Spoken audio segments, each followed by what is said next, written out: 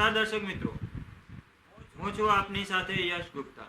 આપ જોઈ રહ્યા છો પ્રકોપ ન્યૂઝ। સમાચારની વાત કરીએ તો કલોલમાં હાઈવે ઉપર આવેલી જીઆઈડીસી ગુરુકુળની સામે સ્થિત સહયોગ કંપનીમાં para nitro chloro benzo sulphonic એસિડના પ્રોસેસ દરમિયાન 1 ટન કેમિકલને એક વેસલ્સમાંથી બીજી વેસલ્સમાં ટ્રાન્સફર કરતા લીકેજ થતાં અફરાતફરી મચી ગઈ। કેમિકલનો ધુમાડો આકાશમાં ચડીને પૂર્વ વિસ્તારમાં ફરી વળ્યો, જેના કારણે શિવાની જયપાલ લોધી, ઉંમર 32 વર્ષ, ને ગંભીર અસર થઈ અને તેમને શ્રદ્ધા હોસ્પિટલમાં દાખલ કરવામાં આવ્યા। હવા પૂર્વ તરફની હોવાના કારણે રેલવેના પૂર્વ દિશામાં પણ અસર જોવા મળી। આ ઘટના બાદ વિસ્તારમાં લોકોની આંખોમાં બળતરા અને શ્વાસ લેવામાં તકલીફ અનુભવાતા હોબાળો મચી ગયો।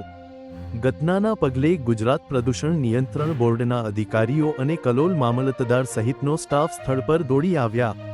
હાલમાં કંપનીમાં ઝીણવટભરી તપાસ હાથ ધરવામાં આવી છે અને પરિસ્થિતિ નિયંત્રણ હેઠળ છે। અગાઉ પણ 2 વખત આ કંપનીમાંથી કેમિકલ યુક્ત ગેસ લીકેજ થયો હતો। બ્યુરો રિપોર્ટ ભરત ગુપ્તા, પ્રકોપ ન્યૂઝ, કલોલ।